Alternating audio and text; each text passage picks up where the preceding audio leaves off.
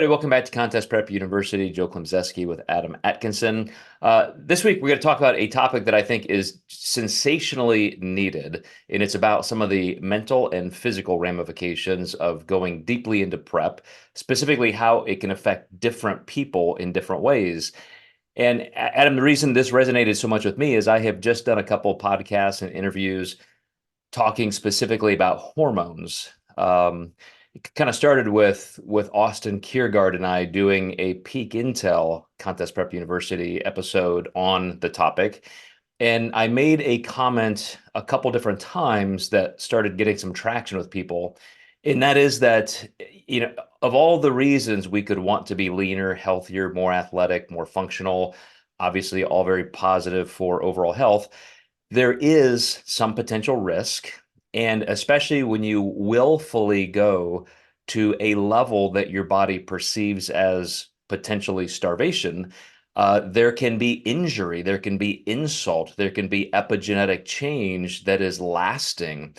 So I want to talk about some of those things on the physical side because I want people to be aware, and maybe you just don't have the phenotype to go the distance. Maybe it's too much of a cost for you.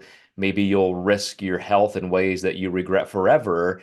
And physique sport just genetically is not your best game. For other people, it can be, but it's still psychologically, socially, mentally tough. We know that, and that can impact us in different ways. But before we start unraveling all of this, you brought up the fact that the client needs to be aware of this, but so does the coach. If somebody is being coached, can you handle it? Are you aware of these facets, and can your coach handle it? So open up that a little bit for me and give me some of your insight. Well, I think this is where people can make the selection of like what coach is right for them. So we kind of have to start at the interview process. Like, what does this client need or think they need to succeed? And is the coach willing and able to give that? Do they have the time to give that? I always say this. I always tell clients that my answer is never no, but sometimes that they're asking for something, maybe a little bit not within normal scope of coaching. I've had clients who are like, I need a phone call every day. I'm like, obviously I can't do that at the same price point that I do my normal coaching, but you figure it out and you figure out what people need. And I think that kind of starts with the initial discussion. So, is the coach ready? Is the client ready, to make those changes? And there may be things that you don't know that you think you need or may end up needing through the process to be supported through the prep. And then that comes down to, is it realistic? Um, I think the hand holding posts drive me nuts. Like coaches are like, I'm not going to hold your hand. Well, obviously, no one can do this for you, but I don't think we should be sending the message to clients that no coach is going to hold your hand because there's coaches out there that have one or two clients and they probably charge more and they can probably hold your hand through the whole process. They can't do it for you, but I think we send that message too often. I'm not going to hold your hand. And it's like, well, I might hold your hand, but it's going to come at an expensive price point. Mhm. You're really reminding me of both sides of that coin. And I have a lot of friends who are mental health therapists. We used to employ a health psychologist. And it is a delicate dance because, yes, we all want support. And yes, we can all use camaraderie and partnership. And as you mentioned, that can come in different forms. Some people feel like they need it in different ways, frequency and style. But at the same time, you have to be careful that you as a coach aren't creating codependency and just feeding into ultimate disillusionment or untenable failure. So I don't want to make this sound demeaning, but it's almost developmentally like you would perceive yourself parenting a child. And what I mean by not being demeaning is our job is not to parent our clients, but at the same time, you always want that nurturing side, you want that care, you want to create security, but there still has to be instruction, there still has to be guidance. And the ultimate goal is for somebody to stand on their own and be independent and strong. We want that for everybody who we care about, especially our clients. And so, maybe even describing that at times instead of just as a coach trying to, um, walk that line on your own, talk to the client, say, I'm really getting this sense that, would you be able to do this on your own? Are we creating enough strength and resilience and independence for you? Because I am somebody who gives and gives and gives. I want to be there for my clients. I want to make sure that wherever they are in terms of personality, psychology, and process in their career, that they're getting the support they need. Uh, like you said, you can't go overboard with everybody all the time. But on that note of just the physical cost, because this is when it gets tough for everybody. Some people psychologically may feel like they want more support and they need more words of affirmation, so to speak. Um, we're all going to hit a point, for example, as hormones start to decline, thyroid hormones come down, testosterone and other androgens come down. You're just not feeling as energetic. Mood can decline, more than 50 hormones in our body, and they almost all touch mood at some level.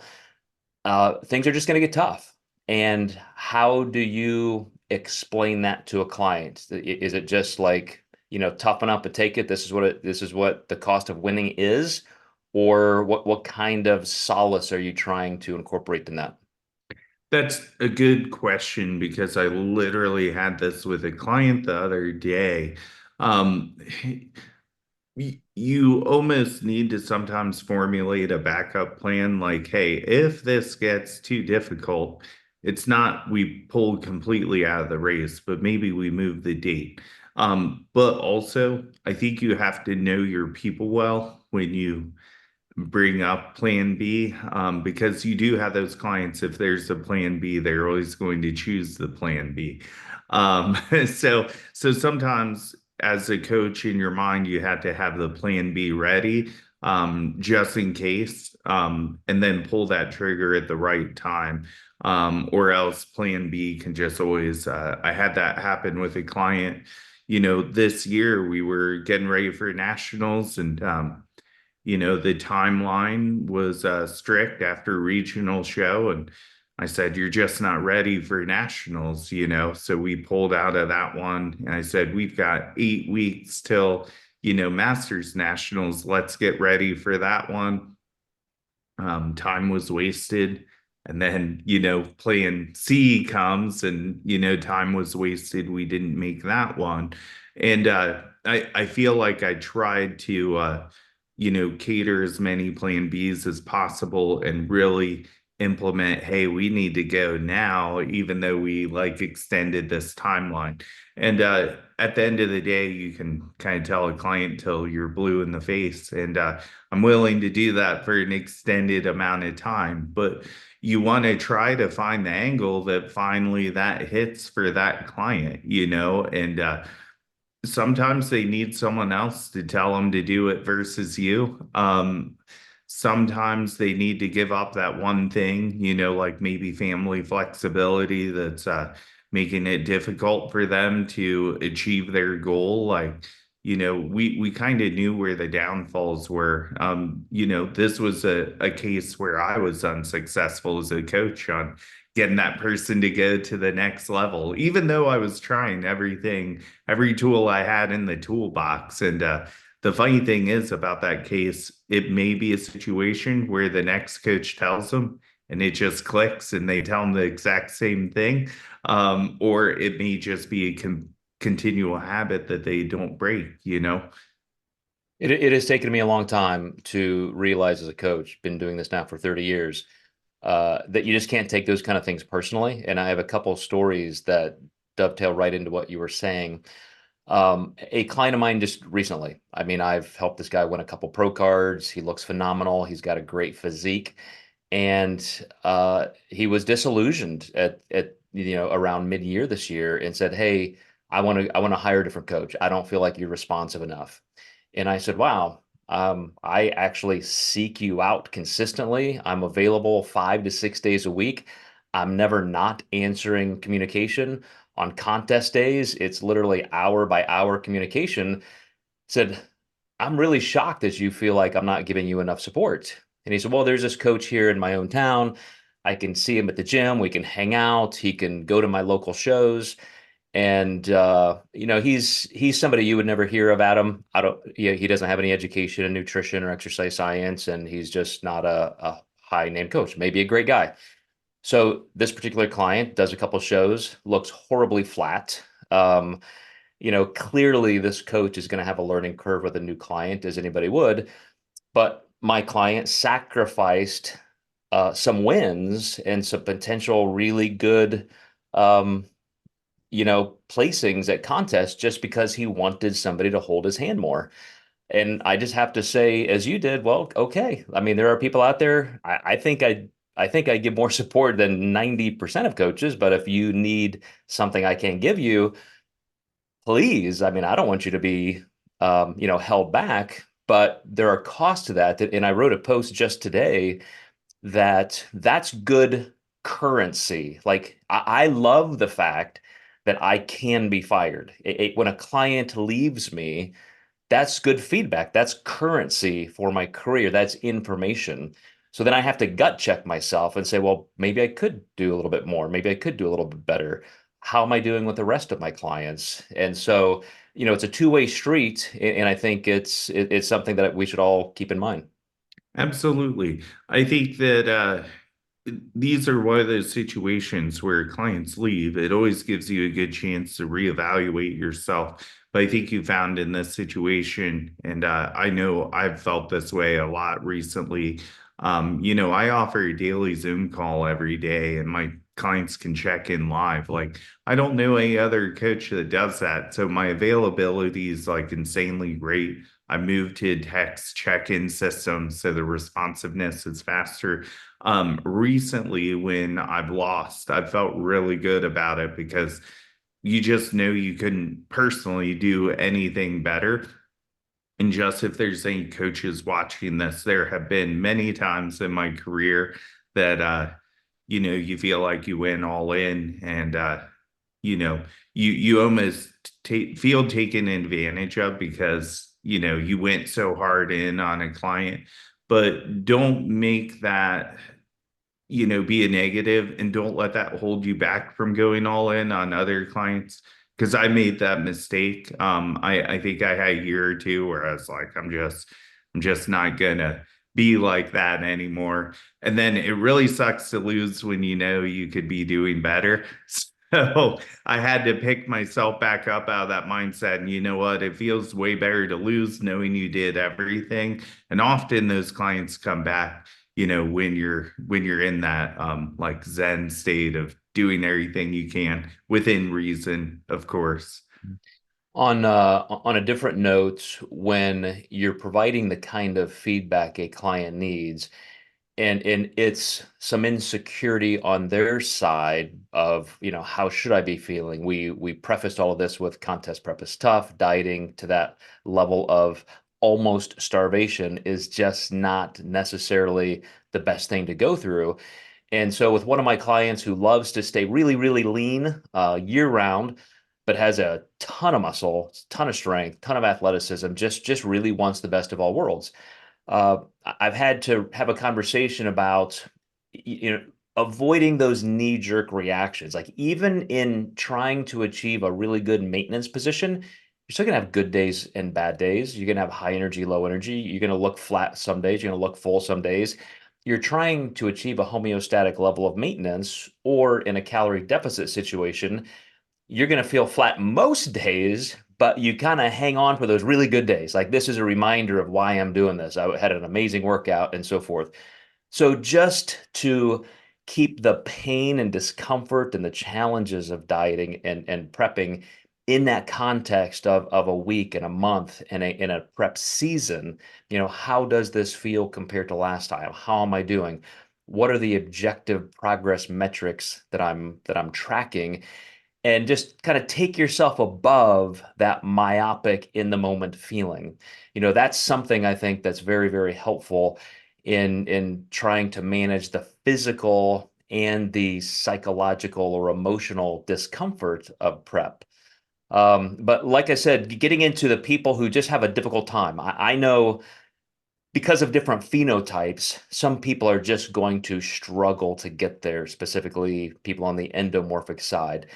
How many times or how do you even help clients that it's just going to be harder for you? Like so and so over here, so and so over there, they look amazing. And I mean, God bless them. They're working their asses off like everybody else. They're putting in the time and the effort, but it is easier for them. They have the genetics that they can get to a different place with a little less discomfort.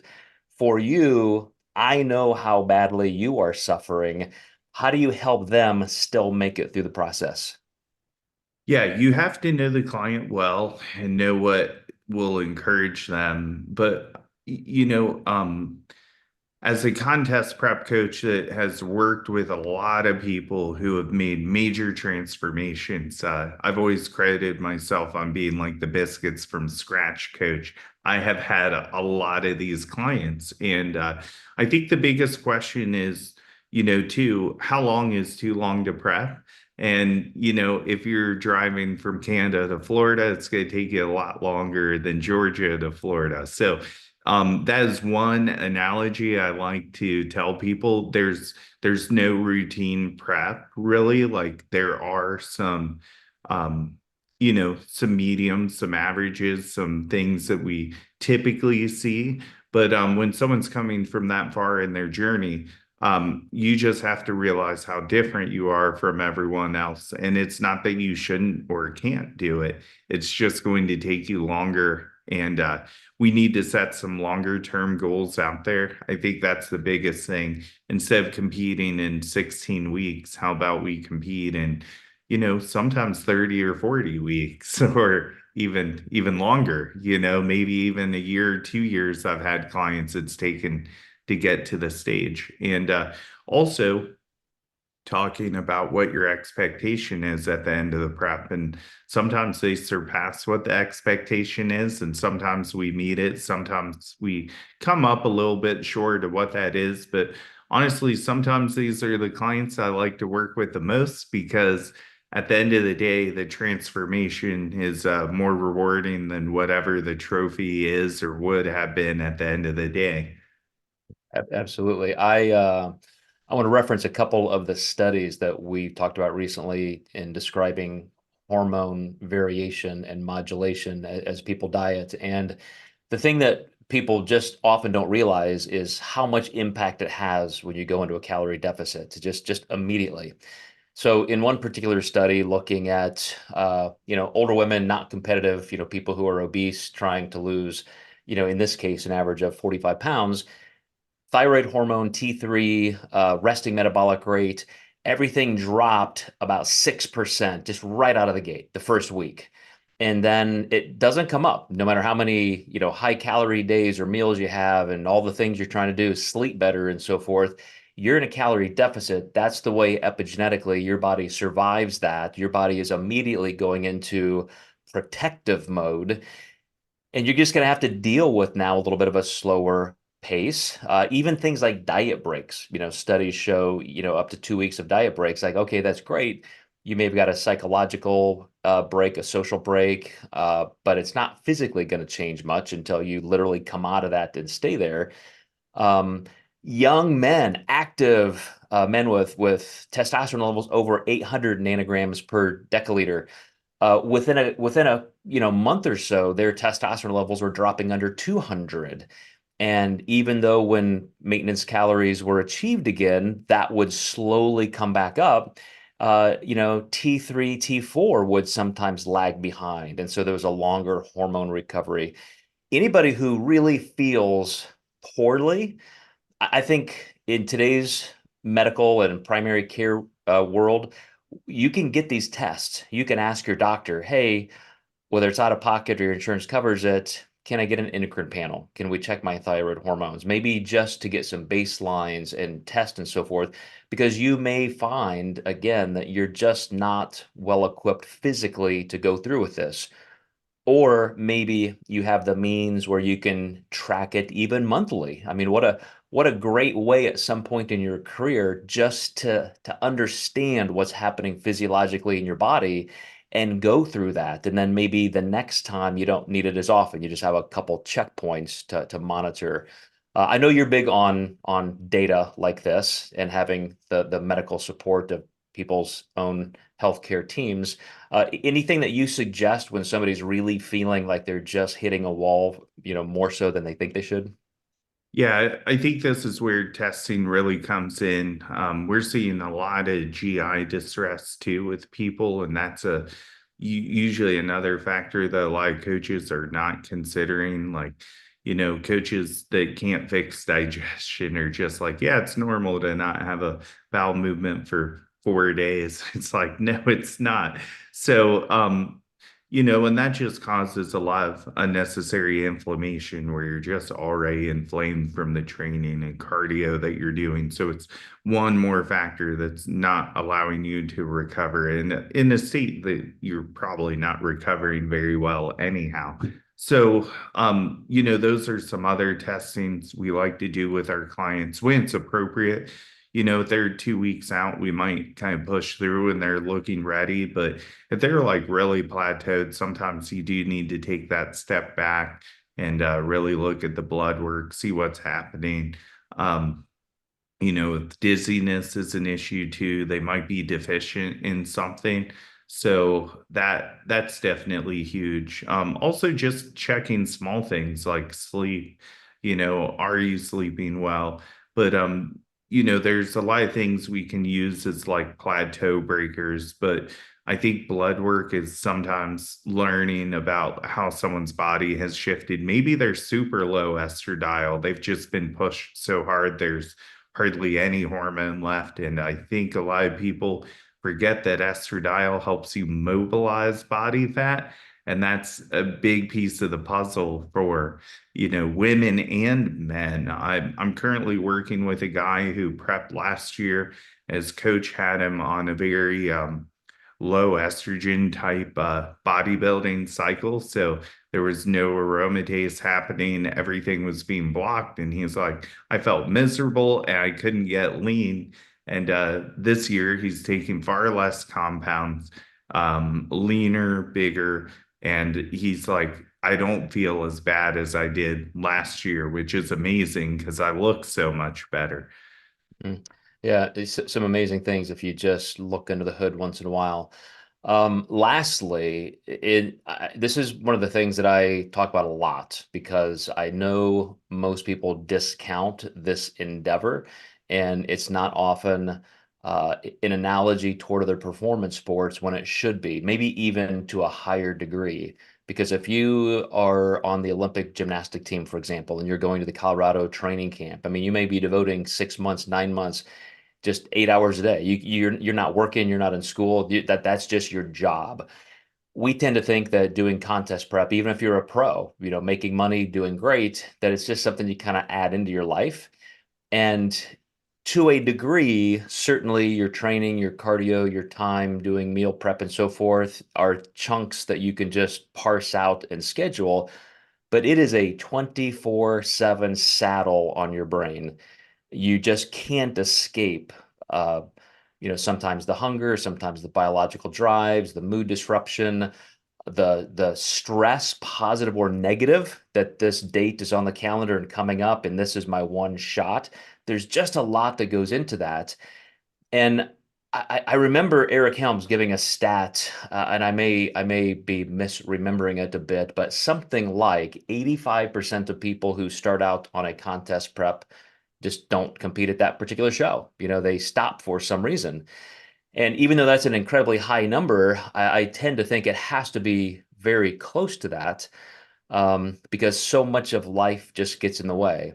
And I would never want to discourage somebody because I know even as a young guy competing for nothing other than, Mr. Novice, amateur, nothing, it was important to me. I liked the self-challenge. I wanted to push myself as hard as possible. I wanted to compete in something that meant that much. And that's powerful in a developmental context.